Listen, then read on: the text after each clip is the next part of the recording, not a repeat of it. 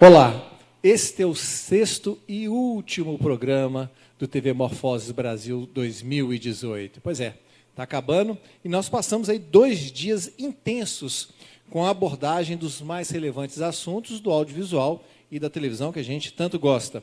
E não seria diferente agora também nesse último painel para a gente tratar sobre os assuntos mais relevantes do audiovisual. Vamos conversar sobre os formatos tradicionais nas áreas da educação e também dos negócios, dentro dessas novas tecnologias. Vamos dar uma olhadinha.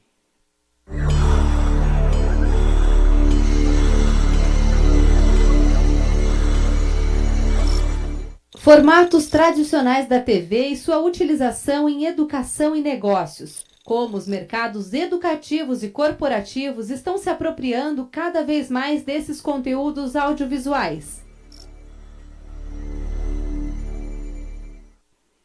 E vamos conhecer quem vai participar desse painel.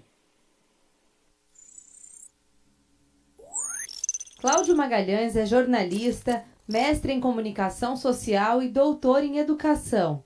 Professor orientador do programa de pós-graduação em gestão social, educação e desenvolvimento local, e também do Instituto de Comunicação e Artes do Centro Universitário UNA. Fundador e ex-presidente da Associação Brasileira de Televisão Universitária, editor responsável pela revista ABTU, coordenador do Núcleo Educacional Estudar. Elmo Frankfort, escritor, radialista, professor de comunicação, pesquisador e consultor de TV desde o final da década de 90, pós-graduado em comunicação empresarial e institucional, como também em marketing e comunicação publicitária pela Faculdade Casper Libero, mestre em comunicação com ênfase em teledramaturgia. É diretor do Memória da Mídia e da Frankfort Comunicação e Consultoria. Foi responsável pelo acervo e conteúdo do Museu da TV por 16 anos. É autor de diversas obras voltadas à memória da comunicação e lançará em 2019 a obra História da Televisão para quem tem pressa.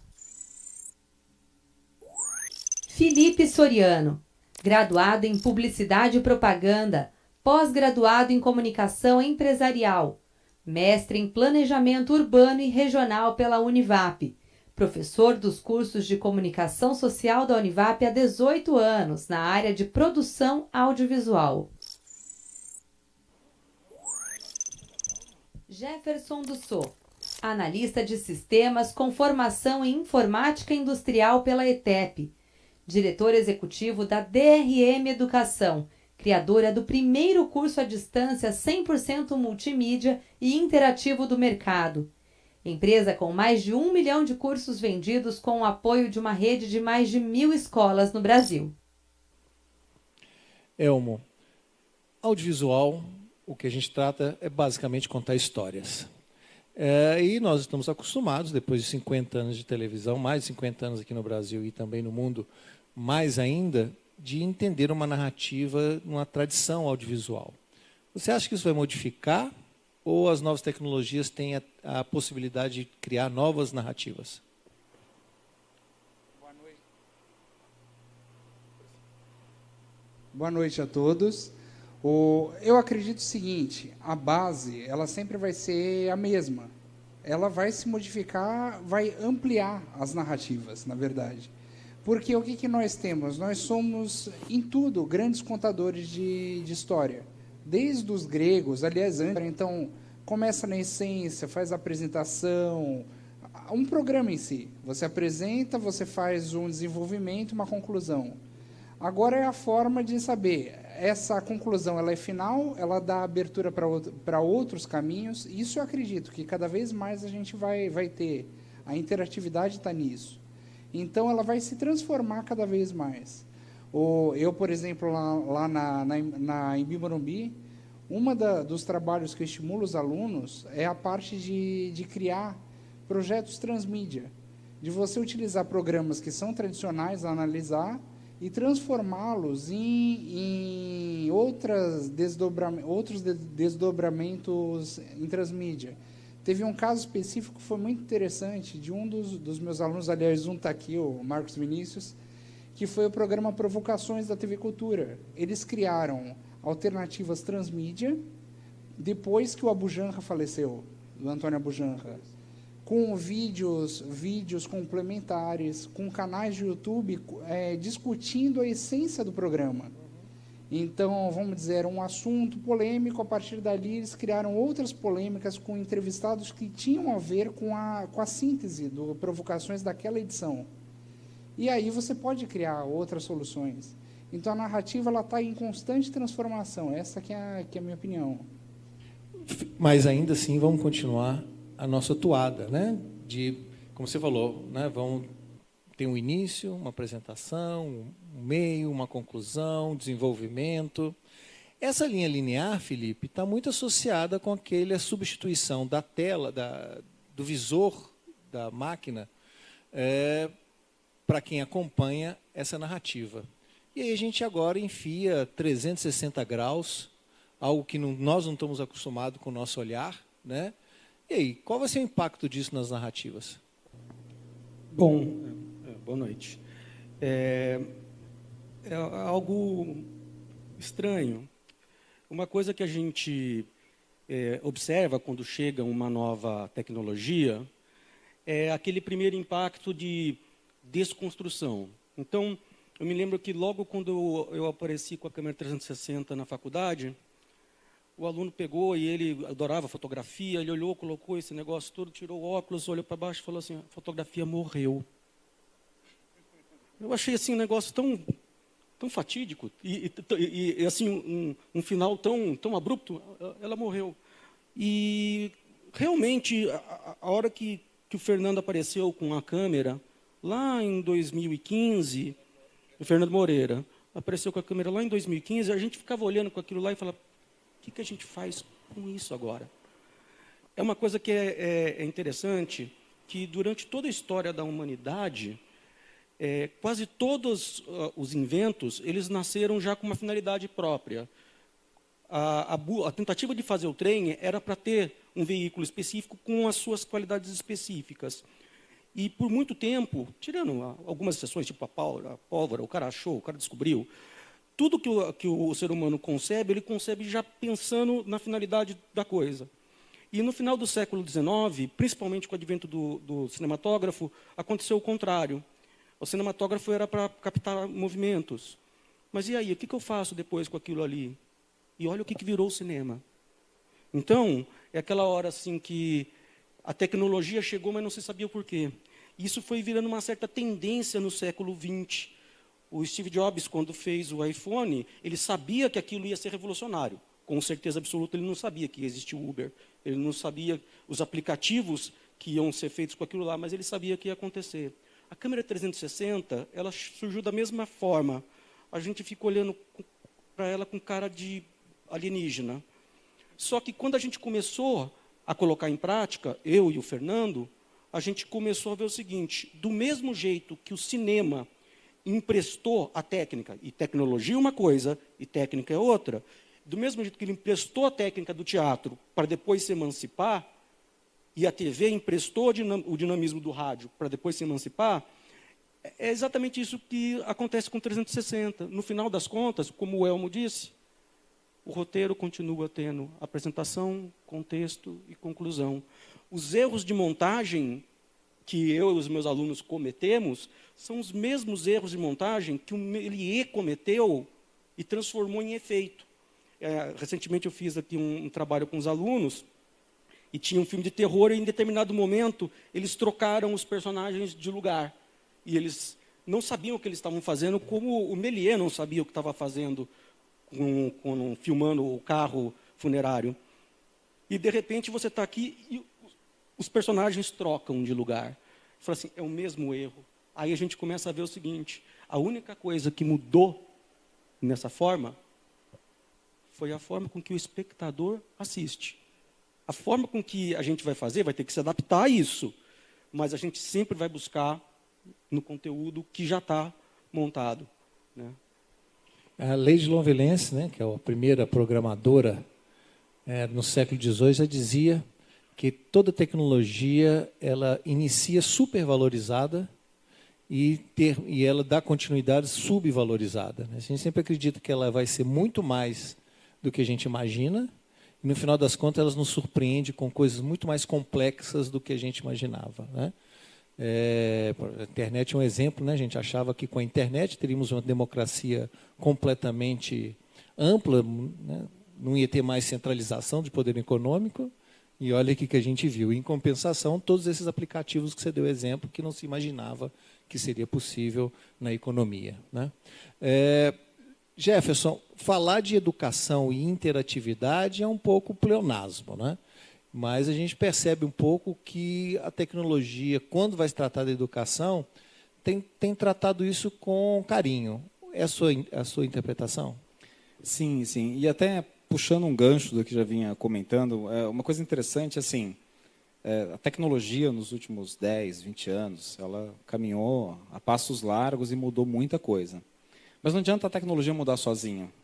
Tem uma outra coisa que tem que evoluir, que chama ser humano, né? E o ser humano, ele está milhões de anos em evolução, né? E não vai mudar da noite para o dia. Então, o comportamento do ser humano permanece parecido. Olha lá, isso é um programa que está na cabeça, né? Esticou o braço, a gente vai cumprimentar, está gravado, né? Isso daqui vinha lá da era antiga para mostrar que você está desarmado. Então, você abrir as mãos para cumprimentar. Isso está lá dentro. Então, a narrativa vai usar isso a seu favor para se comunicar aluno-professor e professor-aluno. Essa interação sempre vai existir porque é uma necessidade primitiva de transmissão de conhecimento. Por enquanto, né? Ontem eu recebi uma apresentação de uma tecnologia nova que consegue ouvir a sua voz interna e transmitir para o outro ouvir e a gente se conversar sem falar uma palavra. Eu fiquei assustado com o resultado disso, acho que é alter ego, uma coisa assim. Eu fico preocupado. Se minha esposa ficar escutando a minha voz interna, eu acho que meu casamento não sobrevive. Boa. Mas então, se prepare, porque está chegando, o negócio está chegando, né? Então, eu acho que assim, se a gente tem duas linhas do tempo, né? Tem uma que é do ser humano, que tem o seu tempo, que é outro tal. E em relação à estrutura da comunicação, o que eu acredito que tenha mudado é que antes a gente contava histórias mais devagar, né? Então, eu tinha uma história com começo, meio e fim, de 4 horas de um filme, O Vento Levou, né? Então, e hoje em dia isso acontece em 4 segundos, em 150 caracteres no Twitter, mas ela tem começo, meio e fim, porque na nossa linha evolutiva a forma de se comunicar continua assim. Você me chama atenção, eu presto atenção, você comunica e a gente conclui. Se eu não seguir essas 3 etapas, eu não consigo... Eu pego o bonde andando, não é isso? E o bonde andando não dá. É lógico, é exato. Então, a gente muda para intervalos menores com começo, meio e fim. E aí, sim, as novas tecnologias podem, na minha opinião, dar uma energia diferente para esse processo de ensino-aprendizagem, porque você consegue avaliar muito conteúdo em pouco espaço de tempo, usando, por exemplo, uma inteligência artificial, que tenta imitar o nosso cérebro sob começo, meio e fim, análise cognitiva, etc. e tal, e entregar conteúdo de microlearning adaptado em tempo real ao que está acontecendo. Isso pode transformar um filme que está sendo transmitido, isso pode transformar a educação que está sendo veiculada e respeitar o nosso jeito de evoluir devagarzinho, né, de 8 em 8 anos, de 4 em 4 anos. Agora, a questão da velocidade que você estava dizendo, eu acho que tudo é questionável, né? E quando a gente fala, mas agora as pessoas estão consumindo coisas muito rápidas. Tudo tem que ser pequeno, tudo tem que ser rápido. E aí você fala assim, né? A gente fala, mas muito bem, os filmes antigamente duravam até 4 horas. Agora os filmes têm que ser mais curtos para as pessoas. Como assim? Você pega uma série da Netflix e fica 10 horas assistindo o filme. O filme agora não dura 2 horas. Na realidade, ele dura 16 horas, porque as séries que você consome numa maratona, na realidade, é um grande filme, né? Então, não é esse tempo. Nós falamos isso em outro painel. As crianças leem pouco. Como leem pouco? Se um Harry Potter tem a grossura de um exemplar que tinha toda a coleção Vagalume que eu li. Sabe? Então, assim, essa dimensão do tempo que efetivamente está acontecendo, não efetivamente parece que está diminuindo as pessoas, né? Muito bem, as crianças estão lendo pouco, estou vendo, não, há mudanças de velocidade, mudanças nessas narrativas, embora continue ainda com essas histórias, mas digamos que a gente tem mais variedade agora, né? Eu posso assistir um filme de 12 horas, sem me falarem que eu sou um maluco, que eu estou assistindo um filme de vanguarda, né, e sem ninguém me criticar por conta disso. Por outro lado, eu posso assistir um festival de filme de minuto, de 1 minuto apenas, né? Embora a narrativa seja a mesma. Mas eu queria continuar contigo na questão da educação. Eu estive numa banca recentemente, onde um professor de química investigou 10 games de química educacionais. E ele ficou muito decepcionado, porque dos 10 games, apenas um tinha uma capacidade interativa. Os demais 9, na realidade, repetia aquela questão de educação instrutiva, de só passar a instrução e do decoreba. Você percebe isso também na sua experiência em projetos audiovisuais e também de negócio da educação? E antes de você começar, um dado que teve num painel que não foi transmitido, foi de apresentação aqui, onde o Tom mostrou um gráfico que no YouTube, os vídeos de educação, de videoaula, são o terceiro mais tipo de vídeo assistido no YouTube. Só perde para música e um outro que eu não me lembrar qual que é. Mas é o terceiro, com índice grande. E eu também comentei ontem que uma pesquisa diz que o restante dos vídeos no YouTube as pessoas têm 1 a 2 minutos apenas que aguentam assistir, exceto quando é educação.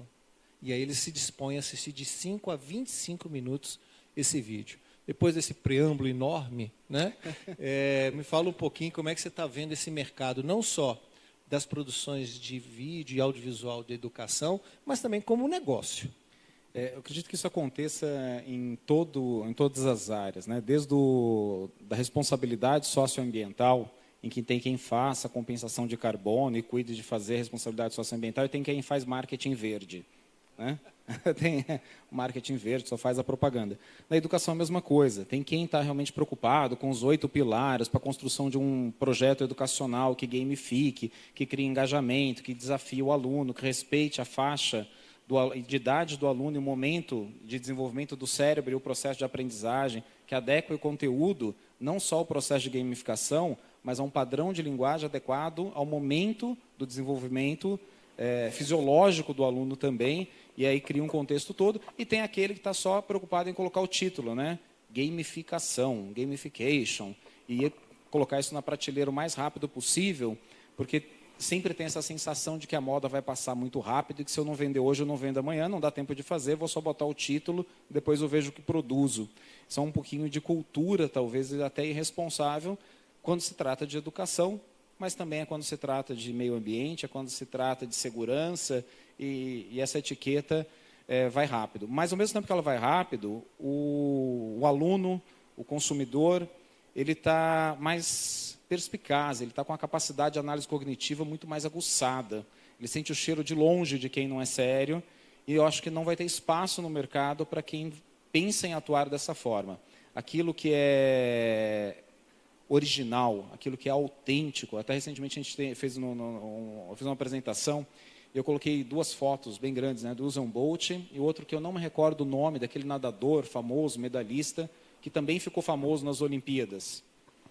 Os dois passaram por situações delicadas, né? Um foi para a mídia por ser casado e ter conhecido a menina, etc. e tal, que é o Usain Bolt, e o outro porque fez aquela festa no posto de gasolina lá. E os dois cometeram uma gafe, os dois líderes mundiais. Qual a diferença? Que um ganhou mais contratos de mídia, conseguiu mais espaço e saiu mais herói do que já estava, e o outro destruiu a sua carreira publicitária, ali, né? o seu ativo principal. A diferença é que o primeiro foi autêntico. E a população, o consumidor, o aluno, cada vez sente mais isso com facilidade. Então, eu acredito que não vai ter espaço, vai ter sempre o joio e o trigo, vai ter que separar, mas a inteligência cognitiva da população está muito mais desenvolvida, e eu acredito que o bem sempre vencerá, e a gente vai conseguir ter ótimas explorações da gamificação, da educação interativa, do microlearning, deep learning, e, enfim, de tudo isso de bom que está chegando, né? Falando em coisa boa, Felipe, tem 2 experiências legais que você fez com 360, né? Então, só falando um pouquinho sobre velocidade, antes de falar sobre a experiência, e ver como que a gente aplica isso no trabalho de sala de aula. O primeiro contato que eu tive com 360 foi em 2013, quando eu tive com você lá em Las Vegas também. E foi no stand da GoPro, e era o cubo. Eram 6 câmeras num único dispositivo, ele disparava ao mesmo tempo. Bom, resumindo, o vendedor me segurou quase 10 minutos no stand para me mostrar um still, uma foto totalmente retalhada. Tá? Isso em 2013. Em 2015, o Fernando pensou, vou comprar uma câmera 360. Eu fui a primeira pessoa a desaconselhar. Eu falei, você vai jogar dinheiro fora, isso não vai dar certo, eu vi, não é viável, e assim por diante. Aí ele me apareceu com um dispositivo de um fabricante que era de impressora. Tal. Olha que eu olhei, aí eu fiquei mais descrente. Bom, enfim. Aí, 2 câmeras só e assim por diante, mas aí eu percebi uma coisa que mudou muito. Primeiro, versatilidade.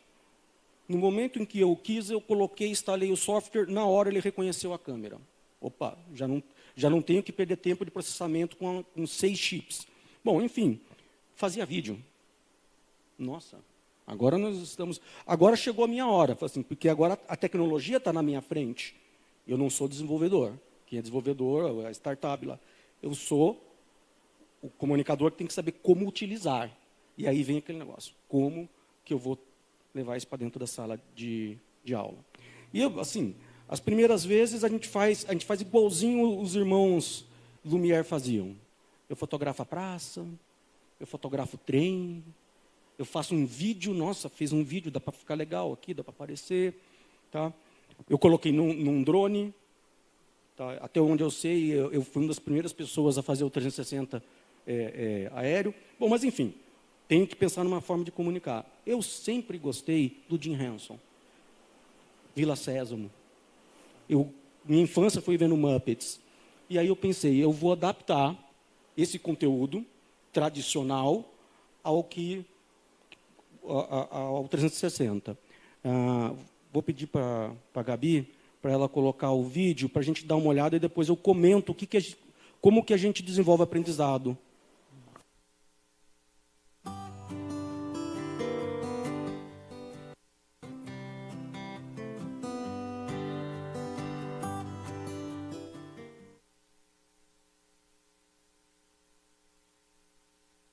Alô? É o outro vídeo, Gabi. É o outro.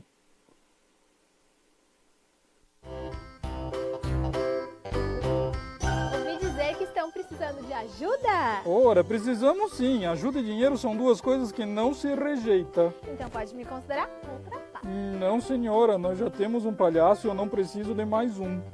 Esse aqui, pelo que eu tô sabendo, ele não tá dando conta do recado. Ah, eu só sou um. E vindo de palhaço, não é mole, não. Você é mole.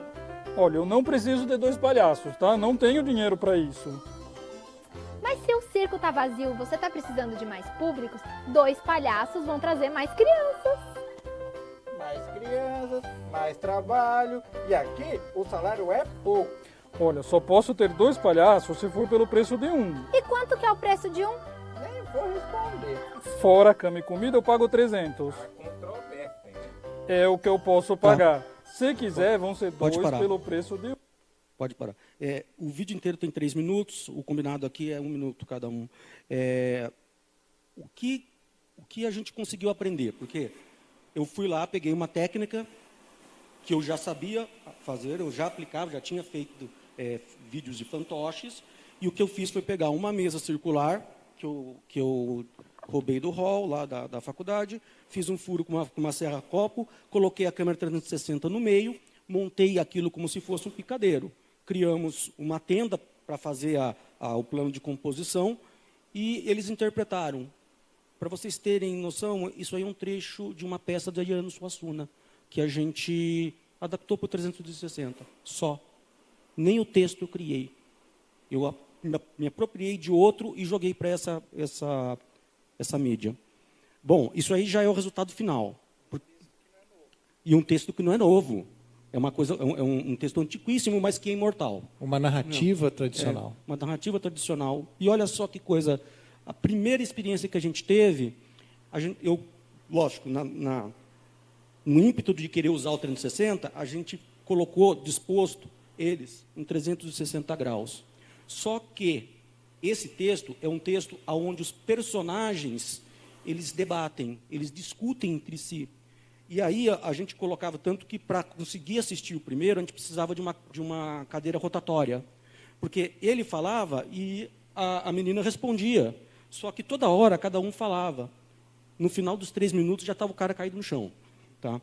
Então a gente descobriu o seguinte: se eu quero usar o 360, eu preciso dispor a atenção do espectador num raio inferior a 180 graus.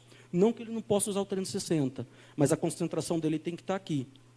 Depois a ação para aqui e vai para trás. Aí eu posso. Aqui foi só disposto em 180 graus, que foi o que a gente conseguiu fazer na época. Então, assim, às vezes a ideia da mesa redonda, ela parece uma coisa, ela é intuitiva, só que ela vai acarretar em outros problemas. A solução para isso eu não consegui colocar em prática, mediante uma série de coisas, final de semestre, problemas e assim por diante. Os alunos só chegaram a escrever, mas os roteiros eram escritos pensando em 360, mas eram roteiros. Você tem outro vídeo que você falou. Tá. Aí prosseguimos com isso daí. Esse vídeo do Círculo Circular ainda é de 2015.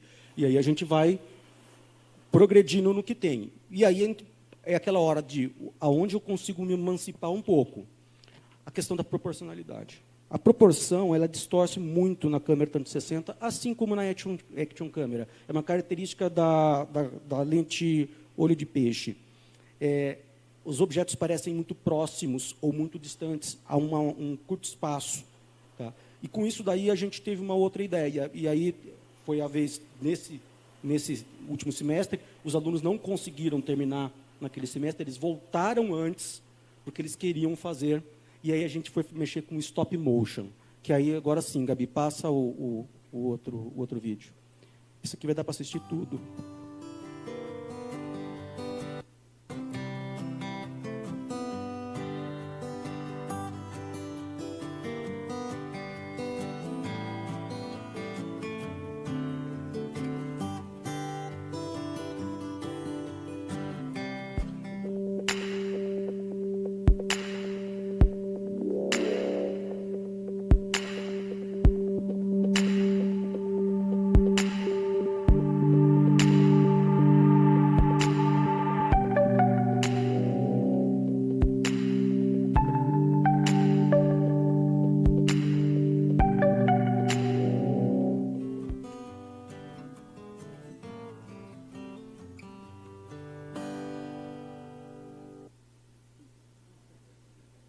Muito legal, né, gente?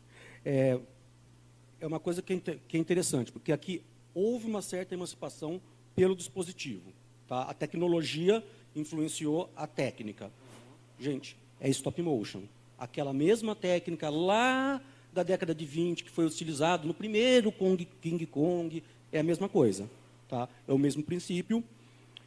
Porém, a imersão... No vídeo 2D a gente não sente muito diferença, mas a imersão disso dentro do óculos, quando você coloca, a minha mãe mesmo só foi entender que aquilo era uma casa de bonecas quando ela olhou para cima e viu que o telhado não era um telhado de verdade, porque ela achava que era uma casinha de bonecas que tem num parque de diversões, num parque municipal aqui de São José. Ela falou assim: nossa, reabriram a casinha. Eu falei: não, mãe, isso daí é papelão. Tá?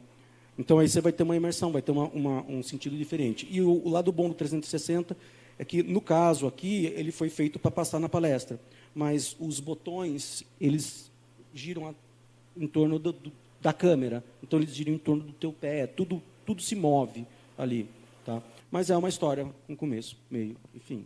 Bacana demais. Vou te passar um pepino. Bacana, né? Quando você tem a narrativa, dá uma paradinha, coloca um comercial. Né? Conta mais um pouquinho, coloca um comercial, talvez ali uma roupa... um merchandise. Como manter o negócio do audiovisual com essas novas narrativas? eu vejo que até isso tem que passar por uma mudança, todos os formatos. Por exemplo, será que a gente não poderia ter um estímulo, ou com links, ou com outras coisas dentro da narrativa, um estímulo comercial, ou um estímulo ao merchandise? Vamos dizer que seja a gente tenha uma telenovela, está passando uma família conversando. E aí, de repente, tem um televisor na sala, e dentro desse televisor você pode colocar o comercial. Você pode utilizar a narrativa, mas saber contar a história. Uma preocupação muito grande que eu tenho em relação a isso não é o como fazer, mas o que fazer. Então, eu sinto que a evolução dessas narrativas também está nisso. Porque se você tiver uma boa história e saber conectar todas essas tecnologias, aí a gente vai conseguir evoluir cada vez mais. Veja, por exemplo, aquele clipe da Ivete Sangalo, em 360 graus. Será que se não tivesse os fãs da Ivete Sangalo, a fama que a Ivete possui, ele teria tantos views apenas pela tecnologia? Ou a música também estimula toda aquela produção, a fotografia, tudo que foi feito em 360 graus? Então, a gente também tem que pensar nisso, o conteúdo em si. E uma outra coisa, aí juntando tudo que foi falado aqui, vocês citaram, por exemplo, Lumière, os irmãos Lumière, ou citaram também Méliès, e aí a gente vai lembrando de outras coisas. A história, ela é contada de duas formas, o ficcional e o não ficcional. E isso tudo também tem que ter um ingrediente a mais, que é aquilo a qualidade de comover as pessoas. Então, a imersão não é por acaso. Você estar imerso é você estar participando daquilo. Ter o poder de decisão, que a gente até estava falando antes, né, Felipe, do debate. Isso sim é o futuro. Você ser cada vez mais aquela famosa história da pessoa que queria assistir televisão e estar do outro lado, pular a janela de vidro. E a gente, com a qualidade, com a alta definição, cada vez mais a gente está pulando, com a interatividade ainda mais, com essa imersão. Jefferson, a gamificação, a narrativa de game, ela é uma coisa relativamente nova nessa nossa produção audiovisual. Você acredita que isso vai, de alguma maneira, eclipsar outro tipo de narrativa, ou eles vão conviver junto, que também isso impacta no modelo de negócio da educação? Vai conviver junto, e ela é muito próxima, porque ela também trabalha essa questão da essência do comportamento humano. O que faz o grande sucesso da gamificação? É trabalhar os gatilhos mentais, é trabalhar a escassez. Né? Então, puxa, você tem que... Os sonhos, aquilo que é intangível. Ou seja, através dessa linguagem, ele consegue projetar imagens, essas imagens conseguem projetar emoções e causar experiência. Está falando da experiência, de algo autêntico e tal. Então, não muda, ou seja, o coração, o engine da gamificação está na narrativa, está na linguagem. Agora, isso somado a todo o aprendizado que aconteceu nos últimos, vamos colocar, 40 anos. Né? Eu falava 20, mas eu esqueci que já passaram 20. O tempo, é verdade. A primeira vez que eu ouvi falar sobre programação neurolinguística, eu tinha 23 anos. Né? E aí, naquela época, tinha 23 anos que havia começado o estudo da programação neurolinguística. E aí eu continuo repetindo, né? Só que eu falei, já passou 20, agora tem que falar que é 40. Né? Então, há mais ou menos 40 anos atrás, juntou um psicólogo e um programador e falar, poxa, dá para a gente fazer uma mistura disso, né? Padrão de linguagem, padrão de programação, a tecnologia, linguagem, narrativa, e a gente consegue, então, provocar experiência, emoção, através da linguagem. E, inclusive, usar isso para tratamento ou para melhorar a sua comunicação, enfim, criou-se derivações enormes aí de como utilizar a neurociência, a neurolinguística, para conseguir atingir esse resultado. Se a gente juntar esse aprendizado, que é base, inclusive, para o desenvolvimento da inteligência artificial, aprender a como programar em linguagem natural, como fazer essa aproximação homem-máquina, é esse padrão novo de linguagem, associado com a mídia de entrega na ponta, que permite ser multimídia. E a tradicional, começo, meio, fim, ou formato de comunicação em linguagem, que não vai mudar de hoje para amanhã. Né? Quem é um arquiteto que trabalha com desenho manhã, tarde e noite, ele vai ter naturalmente, como um canal preferencial de comunicação, o seu visual. um músico que diariamente está sempre exercitando o uso da sua audição, ele vai ter como comunicação, preferencialmente, um canal auditivo. No passado, a narrativa só tinha uma escolha. Eu falo que era usar uma linguagem anestésica, né? Ele tinha que conversar mais ou menos assim, compreendeu o que foi passado? Um exemplo de uma frase. Mas se fosse uma pessoa visual, eu poderia ter falado, né? Ficou claro aquilo que eu te disse? Mas se fosse auditivo, está acompanhando o ritmo da explicação, soou bem aquilo que eu te passei? Com a tecnologia agora, a gente vai poder entender quem está do outro lado e gravar as 3 narrativas e me comunicar com muito mais proximidade, com muito mais personalidade com quem está do outro lado, né? Com muito mais personalização com quem está do outro lado. Então, isso eu acho que é o que vai trazer a tecnologia, essa proximidade, mas mantendo a essência. Que quem gosta de ver, quem gosta de ouvir, quem gosta de tocar, isso é natural. Apesar que agora eu fiquei assustado, recentemente agora lançaram o CRISPR, né? Acho que até isso vai poder mudar também, né? já está encontrando no seu DNA uma forma de reescrever isso, né? Mas isso é outro capítulo. Pessoal, eu queria que vocês falassem um pouquinho para os professores. Eu estou imaginando que se eu fosse um professor e estivesse assistindo o painel, eu falaria assim, danou-se. Lá na minha escola de formação de professor, basicamente eu gasto 70% das aulas para falar de coisas muito antigas e quando eu vou fazer a prática de coisas extremamente tradicionais.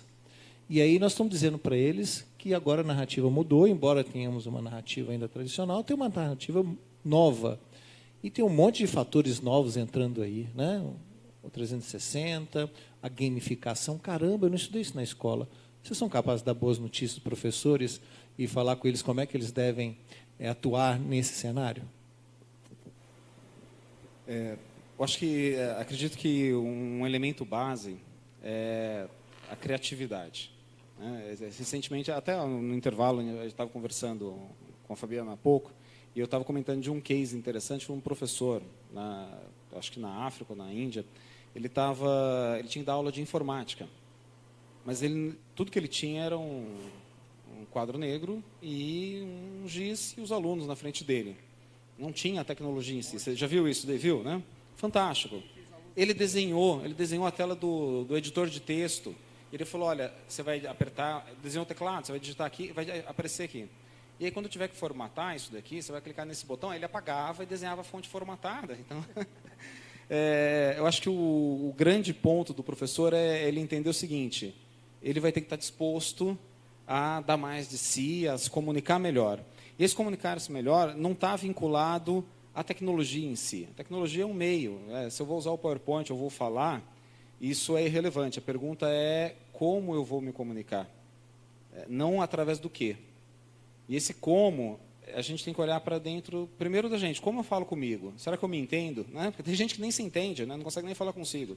Né? Então, acho que o primeiro passo é, eu vou começar a me entender, como é que eu converso comigo para chegar onde eu quero chegar. Quantas vezes a gente não traça metas, não traça objetivos e a gente não consegue alcançar? Uma falha de comunicação de você com você.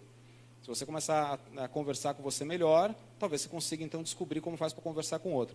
Então, acho que o professor, o primeiro passo, é trazer para o seu dia a dia o desafio de melhorar a sua comunicação, fazendo o que ele já faz, usando o quadro, conversando com os alunos, mas entender como funciona o nosso cérebro humano, entender como funciona a comunicação e, claro, com o amor, com o compromisso que ele já tem de executar. Feito isso, aí sim, ele vai ter o entendimento da receita, vai ter o ingrediente, e aí ele basta ir atrás da tecnologia. A tecnologia é o fim, não é o meio para ele conseguir executar a comunicação com excelência. Ele tem que saber como fazer. Também sou analista de sistemas e o maior desafio nosso, quando pensa em desenvolver um sistema, por exemplo, é porque quem vem pedir não sabe o que quer. Então, o primeiro passo, a gente tem que ajudá-lo a saber o que ele quer, para depois a gente discutir em como vamos fazer. Esse eu acho que é o grande pulo. O professor ele vai entender que a boa notícia é não precise se preocupar em dominar inteligência artificial, machine learning, computadores, retroprojetores especiais, óculos 360, dá um passo antes. Né? Adquire a excelência da comunicação. Quem tem excelência de comunicação não tem dificuldade com a tecnologia, porque entende que só mudou o meio. Se eu vou falar, ou se eu vou passar um PowerPoint, ou um vídeo, é um aditivo à habilidade primeira que qualquer um pode desenvolver, porque já tem todo o recurso que precisa. Né? Essa acho que é a boa notícia. E pessoal? Bom, eu sou professor, né? Eu já estou há 18 anos. Mas você não vale. Você pega um determinado equipamento de tipo professor Pardal e cria uma câmera giroscópica com 2 espelhos e um caleidoscópio, né? Então é desse professor. Estou falando do que não é nerd. Nossa, você acabou comigo agora, hein? Eu acho que existem várias formas de você ensinar e existe também conteúdos que se ensinam de alguma forma. Imagine eu tentar dar uma aula de história sem falar de antiguidade. Então, eu preciso falar dessas coisas antigas. No caso, na onde eu me encontro numa faculdade que mexe essencialmente com tecnologia. Tá? E tecnologias que, como a câmera 360, as pessoas ficam se perguntando o que é possível fazer com isso.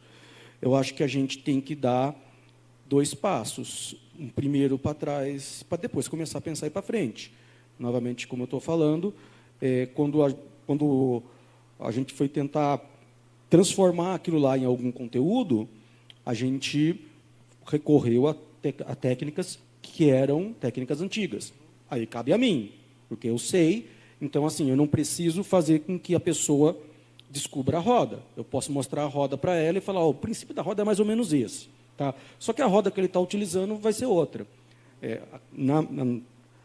Na questão aqui, é um tipo de dispositivo que eu também não sabia. Aí, nesse ponto, é que venho experimentar.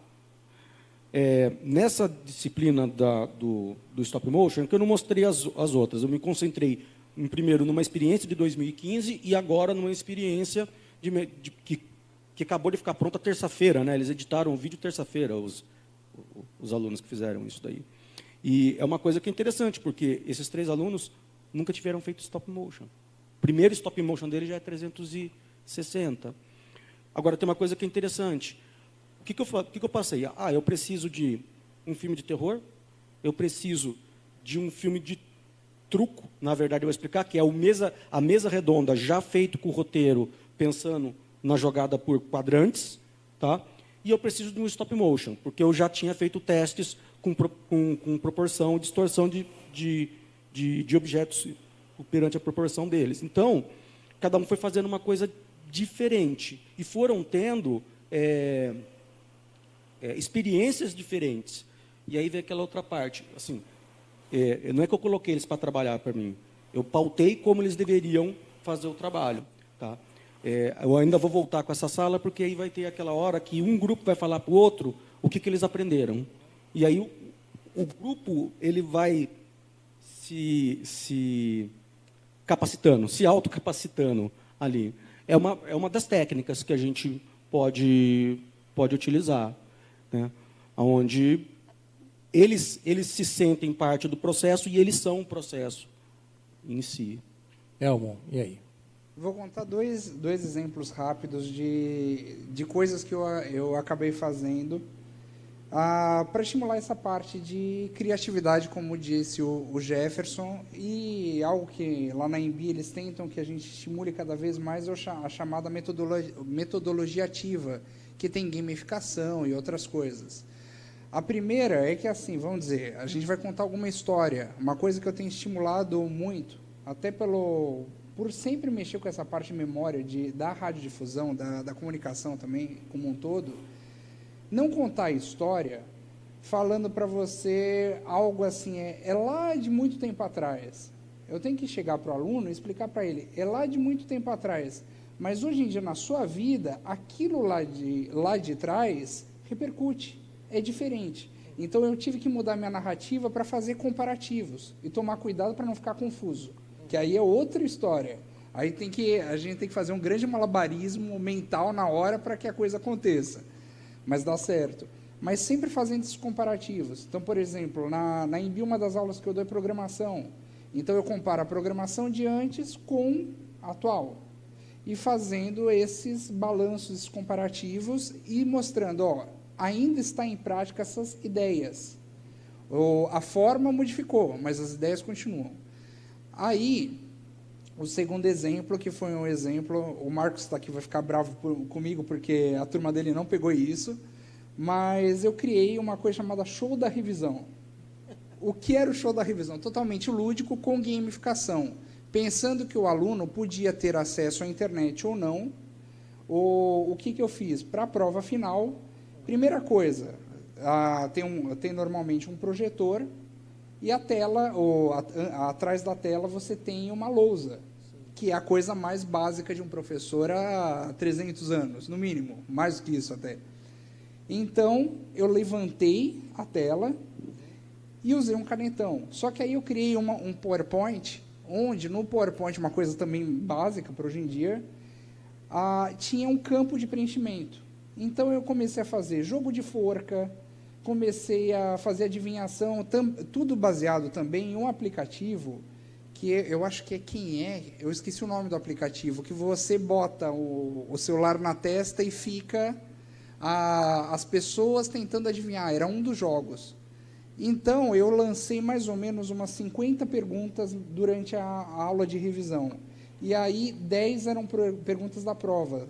E eu gostei muito porque deu um resultado que até eu falei, mas será que eles colaram ou não? Mas aí, vendo os exemplos dele, não teve cola, realmente foi aprendizado. Eu fiquei muito feliz. Você trocou o terror da correção pelo show da revisão. Foi mais ou menos isso. Pessoal, uma das coisas que tem entrado a falar muito sobre a questão da narrativa é a transmedialidade, né? Agora, além de você ter a história, você ainda tem a ligação com outras histórias que, por sua vez, vem impactar na história original, né? Caramba, isso é muito complexo, né? Isso é muito difícil para a gente tratar sobre isso. Como é que a gente coloca isso na escola? Como é que coloca isso no negócio? Porque parece que é um caminho que não tem volta, a transmedialidade. Olha, você conversa, como a gente está conversando, quantos assuntos nós falamos? É mais ou menos isso. A gente tem que pensar isso em termos de audiovisual e até mesmo de áudio apenas, rádio, podcast, que a gente também estava dizendo, para fazer o caminho. Então, você vai dar um impulso para ir para um lado, mas sabe que a pessoa pode retornar. E se ela for para aquele lado, em algum momento ela pode retornar também. E aí você vai... Mais ou menos quando o marido discute com a mulher, né?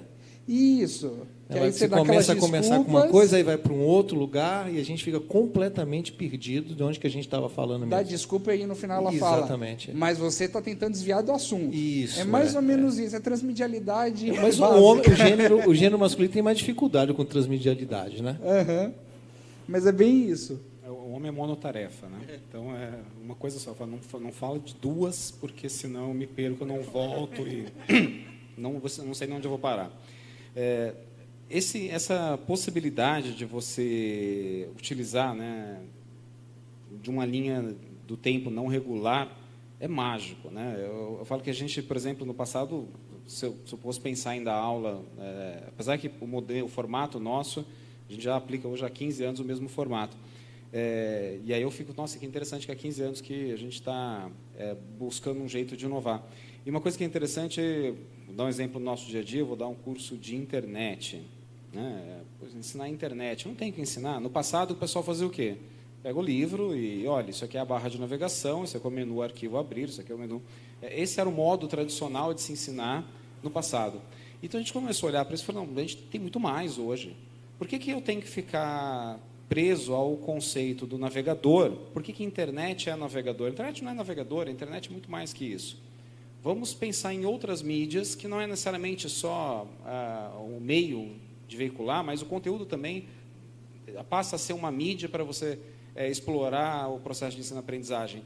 Então, hoje, a gente faz um negócio muito simples que eu quero ensinar sobre, por exemplo, o que é 5S. A gente vive uma era de abundância, né? A maior companhia de táxi não tem um carro, porque ela viu que tinha um monte de carro sobrando. A maior rede de hotéis não tem um quarto de hotel, porque ela viu que tinha um monte de quarto sobrando. Por que não a maior escola de educação não tem um conteúdo, porque tem muito conteúdo sobrando? Mas então qual que é o papel da educação? E aí é onde a gente pode usar esse recurso. Eu posso hoje ensiná-lo a sair dali, lá no Wikipedia, buscar um conteúdo, depois eu peço para ele voltar aí no YouTube, assistir um vídeo, depois eu peço para ele abrir um arquivo do PowerPoint que eu preparei Então, o meu papel ali como roteirista é juntar isso daí. Roteirista, é isso aí, roteirista. Definir uma linha de pensamento, o tal do começo, meio e fim. E em cada ida dessa, lá dentro vai ter um começo, meio e fim. Aquele vídeo que ele vai assistir no YouTube vai ter uma nova historinha. Mas a hora que terminou aquela história, meu papel é trazer ele de volta para cá. Porque acho que o grande desafio dessa transmedialidade é você ter a possibilidade do resgate. Porque senão o cérebro estressa, né? Alguém tem que pensar por mim. Por que muitas vezes a pessoa para na frente da televisão e fala, hoje vou assistir a televisão porque eu quero descansar? Porque ela não pensa, né? Ela fica só... né? Então a linha ou vai para cima ou vai para baixo, duas escolhas, né? Eu subo o canal, reduzo o canal. Não... E aí ela desliga, não está nem assistindo, mas ela... Então, eu acho que o papel é esse, da gente, quando guia, dar essa zona de conforto para você receber a comunicação. Mas, ao mesmo tempo, a gente pode sair daquele contexto, viver um novo momento, voltar para ele. E isso pode ser na mídia, isso pode ser no formato, pode ser no conteúdo. Eu acho que isso é que mudou. A gente não tem mais só as linhas da página do livro. Apesar que, com criatividade, até isso dá para fazer. Eu me lembro, quando eu era menino, eu peguei um livro, um videogame, que eram 2 livros. Não sei se alguém já viu, se alguém lembrar o nome desse livro, me fale, que eu gostaria de achar ele novamente. Mas eram 2 livrinhos, e nós íamos brincar de guerra com aviões. Eu não sei como, até hoje eu não consigo entender como eles faziam aquilo. Mas eu estava na página 5, e eu falei, eu quero pegar esse avião dando um loop. Então, eu tinha a opção, da loop, virar à direita e virar à esquerda. Da loop, vai para a página 48.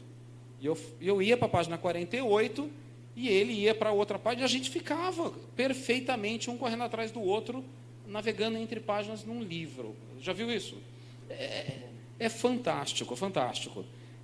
Uma mídia simples, com muita criatividade, não era linear, o livro não tinha fim, a gente jogava, e de repente um acertava o outro, e acabava, eu falei, como, né? As páginas coincidiam, era Jefferson, fantástico. Os mapas e guias de ruas antes do GPS, que você ia na borda, tinha vamos dizer, vá para a página tal, e colava, e era uma mágica. Era Como uma é que ia mágica. para o outro? Você voltava. Eu saí de um bairro, fui para uma outra cidade, numa outra página. Aquilo lá, sempre um colava com o outro, era algo criativo. E é o papel do roteirista, como a gente vai emendar isso tudo para fazer um uso dessa transposição aí de conteúdo, dando esse... Você falou, né, uma série, né? Esses dias meu filho estava assistindo a série, eu falei, mas você não estava assistindo The Flash? O que a Supergirl está fazendo aí? E de repente entrou a Supergirl no meio do seriado e resolveu o problema, aí saiu, voltou. E aí você vai lá no seriado do Supergirl, e aí o The Flash estava lá chamando ela para vir. Então, é muito mágico isso. Isso é a oportunidade que a gente está tendo aí de, por exemplo, não ter que ter a transmissão na hora que for transmitir. Eu posso ir lá escolher a hora que eu vou assistir o seriado e seguir o caminho.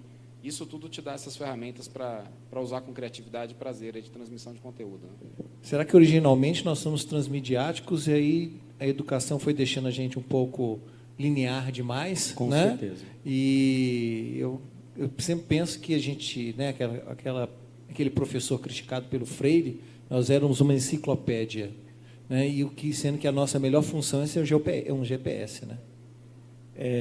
Eu estou gostando muito do painel, uma pena que a gente está chegando no final, porque assim tem muita sintonia entre o que a gente está falando. O nome do livro é Enrola e Desenrola, série Enrola e Desenrola. E eu ia falar sobre ela agora, mas já que você já falou, então eu vou falar sobre o Neto, que é o RPG, que é mais livre ainda, porque eles vão criando a história enquanto a história vai acontecendo. O Enrola e Desenrola, ele já tem os conteúdos paginados, e o RPG, não. Agora, é uma coisa que às vezes eu pergunto muito para os meus alunos, que às vezes ele fala assim, mas qual que é o melhor computador? Eu falo assim, cara, para editar você não precisa ter um melhor computador. Você precisa ter o computador para aquilo que você quer fazer. E aí vem um exercício da gente trabalhar criatividade, porque a transmídia sem criatividade, ela é um mar de coisa que não leva para lugar nenhum. E eu me lembro que essa criatividade ela pode partir de qualquer lugar. Quando eu tinha 16 anos, eu era fanzineiro. Hoje, quase nenhum aluno meu sabe o que é um fanzine. Mas, basicamente, era você pegar uma revista do Tio Patinhas, imaginar uma outra história, cortar os quadrinhos e passar... Desculpa, porque agora não sei como é que fala em espanhol. Leak paper, branquinho, uma tintinha branca para sumir com as legendas. Um corretivo. O corretivo. E passava o corretivo e escrevia e reescrevia a fala do tio Patinhas. E eu fazia uma história completamente marginal, com assuntos completamente deslocados da sociedade que estava lá, e qualquer um podia pegar e ler. E se você fazia em 2 páginas, você xerocava, e na porta da escola você distribuía. Eu acho que essa talvez fosse a forma, lá atrás, que eu saía do trilho. Tá? E isso é uma coisa muito importante. Você tem um trilho, lógico que você precisa ter um fio condutor, mas tem uma certa hora que você fala assim, agora é com você. Você precisa pensar nisso daí. Tá? Para quem teve aula comigo, fica louco. Comigo, com a Vânia, em videoarte. Tá? Que é justamente fazer isso. É desprogramar para a pessoa poder achar a própria programação. Eu imagino que o pessoal deve ficar maluco comigo. Você está dizendo o seguinte, olha, o pessoal me entregou um vídeo hoje, não é isso? Você falou, não, o pessoal acabou de me entregar um vídeo, eu estou entregando daqui a alguns dias, e eu penso, caramba, nós estamos em agosto ainda, o semestre começou há 2 semanas, o pessoal já está tendo que entregar trabalho, pô. Isso aqui é professor e depois não gosta que chama de nerd, tá vendo? Fica difícil. Vocês viram em primeira mão, hein? Vocês foram os primeiros a ver o trabalho deles. Puxa ali, ó, dos 3 lá atrás. Pessoal, nós estamos realmente caminhando para o final, e eu queria que cada um tivesse um minutinho e desse aí um recado para a galera sobre essa questão da narratividade, a gente já chegou um pouco à conclusão que a criatividade e a narrativa linear não perde espaço, porque nós somos criativos e somos lineares, embora a transmedialidade também faz parte da gente dá conta de vários assuntos ao mesmo tempo. Mas a tecnologia vem colocando a gente um pouco com medo dessa situação, né? Que recado que a gente pode dar para o produtor audiovisual, para a turma da educação, em relação a como enfrentar esses novos tempos tecnológicos? Olha, eu vou dar um recado, mas para a maior parte dos alunos é o que eu falo em sala de aula. Gente, eu estou desde 2015 indo em palestra da SET, tá? Palestras em São Paulo, em diversos lugares, falando sobre 360. Todo mundo chega e fala assim, o futuro já chegou, você tem que se levantar e sair correndo. Mas ninguém faz isso que eu fiz. Ninguém coloca, isso aqui foi o que eu fiz com meus alunos, isso aqui foi os meus alunos que fizeram, tal, e ele aprendeu e errou aqui e acertou ali. Então, façam. Eu acho que esse é o recado. Tem medo da mídia? Não pode ter medo, você tem que ir lá e tem que ir tentando. Não tem bibliografia nenhuma na biblioteca para isso. Lógico que não vai ter. Se tivesse, pelo amor de Deus, então é um túnel do tempo. Tá? Agora, com certeza, é o praxis que vai te fazer melhor, que vai fazer se você enxergar o erro. Eu não sei de onde vem a criatividade. A criatividade é algo mágico e é uma coisa que você tem que agradecer, né? Às vezes eu estou com a minha filha de 3 anos e ela está com aquele olhar esperando que eu saia com alguma coisa mágica da cartola e tem que sair, de repente sai, eu agradeço, falo, Deus, não sei de onde veio, mas muito obrigado, porque eu consegui entregar um momento criativo e mágico. Mas quando eu olho para trás, eu vejo que esse momento criativo ele é um hábito. É um hábito nas pequenas coisas. Então, eu acho que o grande segredo é você transformar isso num hábito. Eu falo que eu não estudo comunicação para vender melhor, eu estudo comunicação para vender melhor, para falar melhor com os meus filhos, para negociar melhor com a minha esposa. Então, quando você amplia o seu propósito e transforma ele em algo muito maior e corriqueiro, com o objetivo de sentir prazer o tempo todo, você consegue transformar isso num hábito e o hábito constante vira em sucesso. Né? Eu acho que esse é o segredo aí da comunicação. Eu diria, ousem, não tenham medo e pensem no que vocês querem passar nessa história, porque é só assim que a gente vai fazer um mundo melhor. É isso aí, pessoal. Foi um papo ótimo, não foi? Foi bacana, espero que vocês aí tenham gostado, porque realmente foi muito legal a gente perceber que a gente sabe de muita coisa e que a gente pode melhorar ainda mais com as novas tecnologias e não ficar tão temeroso. Gente, o TV Morfoses vai terminando. Esse foi o 6º painel, o ano que vem tem mais. A gente agradece a participação e a contribuição de vocês que estão aí assistindo pela televisão, estão assistindo pela internet, por toda a América Latina, também pela Espanha. Obrigado também por nos acompanhar aqui pelo auditório, viu, rapaziada? Muito obrigado. E também pelas diversas formas da transmissão que a gente teve aí também. E lembrando, hein, gente, TV Morfoses né, vai estar o ano que vem aqui também. Mas você pode acompanhar todo esse conteúdo também na internet, nas páginas da TV Morfose. Essa é a grande coisa, essa é a grande boa notícia também da tecnologia. Perdeu? Dá para acompanhar. Gostei dessa palestra? Vamos lá ver novamente e levar isso para a nossa vida. Um abraço para vocês e até o ano que vem.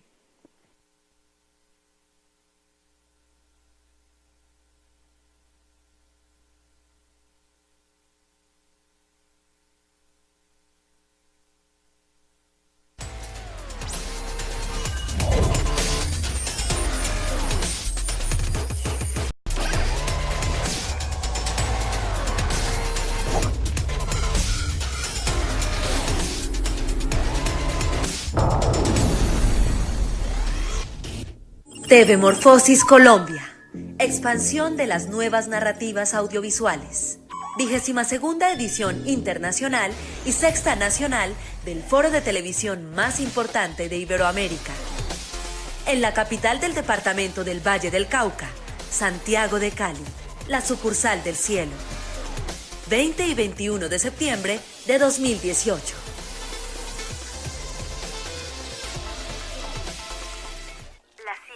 La tecnología y la cultura revolucionan nuestras vidas. La mayoría de las ideas fundamentales son esencialmente sencillas. Así lo muestra la serie En Paralelo, realizada por el equipo de producción del noticiero científico y cultural iberoamericano NCC. A través de 6 capítulos, se lleva a la pantalla de forma creativa y dinámica un mosaico interconectado de sucesos científicos y culturales de alta relevancia. En cada capítulo de En Paralelo, Iván Carrillo y Ana Cristina Olvera, connotados periodistas científicos, nos guían a las respuestas correctas desde las preguntas correctas. Nos sumergen en la ciencia, con un buen sitio para la imaginación. Despierta la curiosidad del televidente con excelentes imágenes que nutren cada capítulo de la serie de televisión En Paralelo. Difundir la ciencia, la tecnología y la cultura mediante una serie de capítulos resultó una progresiva y dinámica aproximación a una búsqueda constante, permanente e insaciable. La ciencia sin conciencia sería un despropósito. El equipo de producción del noticiero científico y cultural iberoamericano, NCC, se fijó el reto de observar que la ciencia y la cultura poseen un singular atractivo esencialmente cuando se difunden a través del audiovisual. Que el hambre por saber y conocer puede dar lugar a una indagación fructífera y creativa que aporta respuestas de gran valor para la sociedad mediante la televisión pública. En Paralelo, nos confirma que sobre ciencia, tecnología y cultura existe siempre un lugar para la más amplia e interesante discusión, que es además motivo para la atención suspicaz de la audiencia audiovisual, que la ciencia y la cultura son especialmente un poderoso antídoto contra la violencia y la superstición.